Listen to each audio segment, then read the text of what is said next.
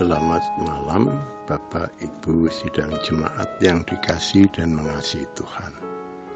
Pada malam hari ini sebelum Ibu dan Bapak masuk dalam doa malam yang kita lakukan setiap malam, saat ini saya akan mendasari doa malam kita yang akan kita lakukan dengan mengambil bacaan Yehezkiel 32 ayat 1 sampai dengan 10. Adapun yang akan saya renungkan adalah ayatnya yang keempat.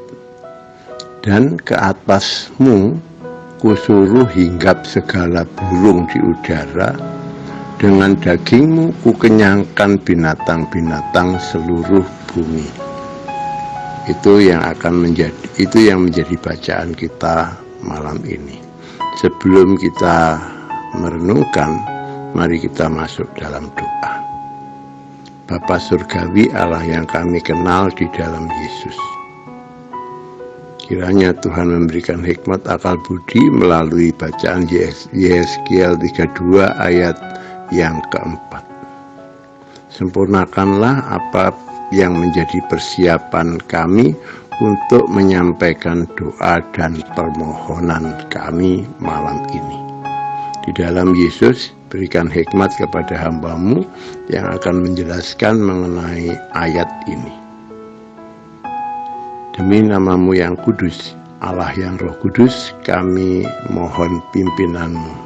Kami siap akan melakukan tugas-tugas doa kami malam ini.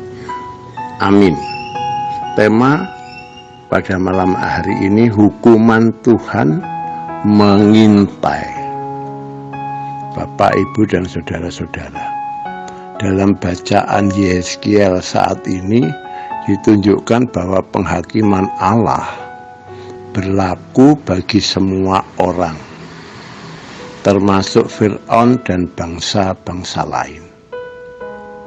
Allah tidak pandang bulu. Ia hendak menghukum Fir'aun karena Fir'aun berlaku sombong. Ia merasa bahwa kekuasaan yang ia dapatkan selama ini karena kekuatannya sendiri. Ia lupa bahwa Allah lah yang memberi kuasa. Dan penghakiman Allah ini tidak main-main, Bapak dan Ibu. Melalui Nabi Yehezkiel, Allah berfirman bagaimana cara Fir'aun mati.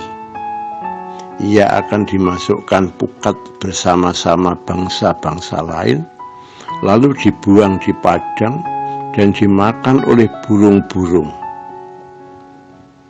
Sungguh mengerikan kematian yang akan diterima Fir'aun karena kesombongan. Untuk itu Bapak, Ibu, dan saudara-saudara, seringkali kita beranggapan bahwa Allah Maha Sabar, sehingga Ia akan selalu memberi kesempatan kepada manusia untuk memperbaiki kesalahan dan tidak menghukum manusia. Ternyata anggapan kita bisa benar dan bisa salah. Benar karena Allah tentu mengampuni orang yang bertobat. Tetapi Allah tetap memberlakukan hukumannya bagi siapa saja yang melanggar hukum dan ketetapannya dan tidak mau bertobat. Bahkan penghukuman Allah bisa sangat mengerikan, seperti yang ditunjukkan dalam bacaan Yehezkiel malam ini. Saudara-saudara yang dikasihi dan mengasihi Tuhan, ketika para orang tua membawa anak-anaknya untuk diserahkan kepada Allah dalam pembaptisan kudus, para orang tua berjanji untuk mendidik dan mendampingi anak-anak sampai mereka berani secara mandiri mengaku Yesus sebagai Tuhan dan Juru Selamatnya. Melalui bacaan ini, Bapak, Ibu, dan saudara sekalian, kita diingatkan tentang janji orang tua kepada Allah. Apakah sudah mendidik dan mendampingi anak-anak untuk mengenal Yesus secara sungguh-sungguh? Jika belum, mari segera memohon ampun kepada Allah dan memperbaiki kesalahan kita. Sebab hukuman Allah siap diberlakukan kepada kita sebagai orang tua yang bertanggung jawab atas keselamatan mereka.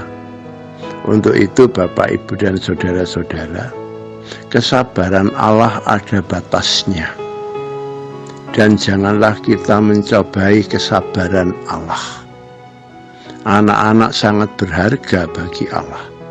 Janganlah kita membuat mereka tidak berharga karena kelalaian kita tidak mendidik mereka untuk takut akan Dia.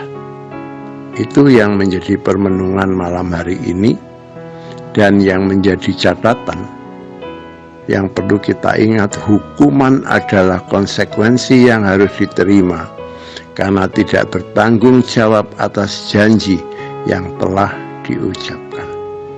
Itu Bapak dan Ibu yang bisa saya sampaikan sebagai dasar dalam kita akan melanjutkan melalui doa pribadi masing-masing seluruh jemaat pada malam hari ini. Selamat berdoa. Kiranya Bapak dan Ibu fokus untuk menyerahkan penyembahan kita kepada Allah, menyerahkan permohonan kita kepada Allah, menggantungkan seluruh kehidupan kita hanya kepada Allah. Di dalam nama Yesus kita berdoa. Amin.